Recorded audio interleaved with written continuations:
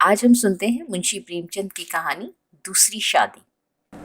अगर आपको ये कहानी पसंद आए तो प्लीज़ आप मेरे चैनल को लाइक कीजिएगा, शेयर कीजिएगा स्टोरीज़ को, और मेरे चैनल को सब्सक्राइब करना ना भूलें। तो आइए कहानी शुरू करते हैं। जब मैं 4 साल के लड़के राम स्वरूप को गौर से देखता हूँ तो ऐसा मालूम होता है कि उसमें वह भोलापन और आकर्षण नहीं रहा जो 2 साल पहले हुआ करता था। वह मुझे अपनी सुर्ख और रंजीदा आंखों से घूरता हुआ नजर आता है।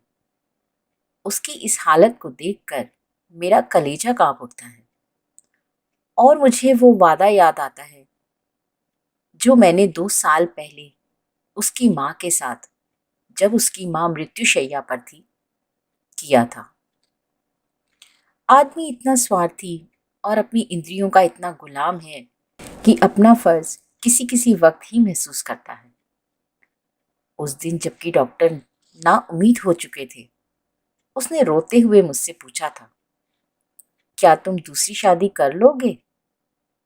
जरूर कर लेना। फिर चौंक कर कहा, मेरे राम का क्या होगा? उसका ख्याल रखना अगर हो सके। तो मैंने कहा, हाँ हाँ, मैं वादा करता हूँ कि मैं कभी दूसरी शादी नहीं करूँगा। और राम स्वरूप, तुम उसकी फिक्र ना करो। क्या तुम अच्छी नहीं होगी? उसने मेरी तरफ हाथ फेंक दिया, जैसे कहा हो, अलविदा। 2 मिनट बाद दुनिया मेरी आंखों में अंधेरी हो गई। रामस्वरूप बिन माँ का हो गया। 2-3 दिन उसको कलेजे से सिमटाए रखा।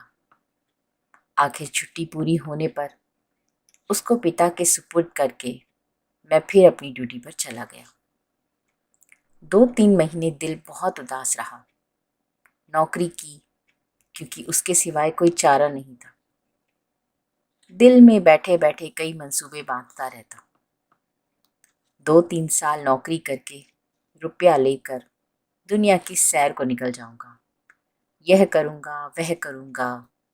अब कहीं लेकिन दिल नहीं लगता था। घर से बराबर खत आ रहे थे कि फला फला जगह से तुम्हारे रिश्ते आ रहे हैं। आदमी बहुत अच्छे हैं, लड़की अक्ल की तेज और खूबसूरत है, फिर ऐसी जगह नहीं मिलेगी। आखिर करना है तो कर लो। हर बात में मेरी राय पूछी जाती थी, लेकिन मैं बराबर इनकार कर रहा था। मैं हैरान था कि इंसान किस तरह दूसरी शादी पर आमादा हो जाता है, जबकि उसकी सुंदर और पति प्राणा स्त्री को, जो उसके लिए स्वर्ग की एक भेंट होती है, भगवान उसे एक बार में ही छीन लेता है। वक्त बीतता गया। फिर यार दोस्तों ने भी कहना शुरू कर दिया। कहने लगे, जाने भी दो, औरत पैर की जूती है, जब एक फट जाए तो दूसरी बदल लो।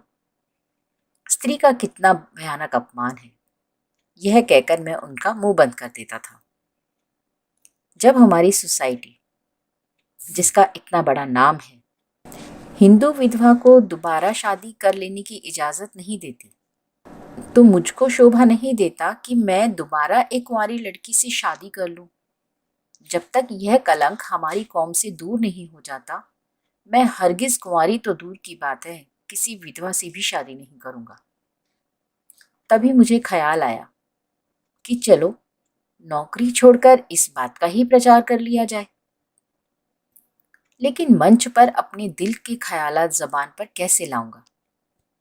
भावनाओं को व्यवहारिक रूप देने में, अपने चरित्र को मजबूत बनाने में, जो कहा उसे करके दिखाने में हम में कितनी कमी है, यह मुझे उस वक्त मालूम हुआ जब 6 महीने बाद मैंने एक कुंवारी लड़की से शादी कर ली।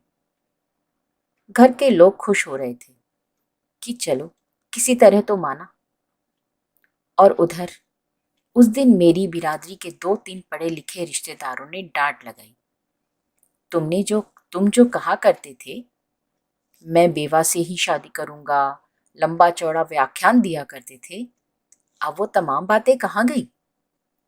तुमने तो एक उदाहरण भी नहीं रखा जिस पर हम चल सकते। मुझ पर तो जैसे घड़ों पानी फिर गया। आंखें खुल गईं। जवानी के जोश में क्या कर दिया। पुरानी भावनाएं फिर उभर आईं और आज मैं उन्हीं विचारों में डूबा हुआ हूँ। सोचा था नौकर लड़के को नहीं संभाल सकते, इस काम के लिए एक औरत ही ठीक है। ब्याह कर लेने पर जब औरत घर में आएगी तो राम स्वरूप को अपने पास बाहर रख सकूंगा और उसका खासा ख्याल भी रख लूंगा। लेकिन वो सब कुछ एक गलत अक्षर की तरह मिट गया। राम स्वरूप को आज फिर वापस गांव पिताजी के पास भेजने पर मजबूर हूं। ऐसा क्यों है? यह बात किसी से छिपी हुई नहीं है। औरत का अपने सौतेले बेटे से प्यार करना असंभव बात है। शादी के मौके पर सुना था कि लड़की बड़ी नेक है, सभी अपनों का ख्याल रखेगी और अपने बेटे की तरह समझेगी। लेकिन ये सब झूठ था। औरत चाहे कितनी भी नेक दिल हो, वो कभी अपने सौतेले बच्चे से प्यार नहीं कर सकती। और ये दुख मुझे इस वादे को तोड़ने की सज़ा है जो मैंने अपनी नेक बीवी से उसके आखिरी वक्त में किया था। दोस्तों, आपको ये कहानी कैसी लगी? आप अपने कमेंट्स मुझे कमेंट सेक्शन में लिखकर ज़रूर बताइएगा और मुझे बताइएगा कि आप कैसी कहानी मुझसे सुनना चाहते हैं। मिलती हूँ एक और रोचक कहानी के साथ। तब तक के लिए नमस्कार।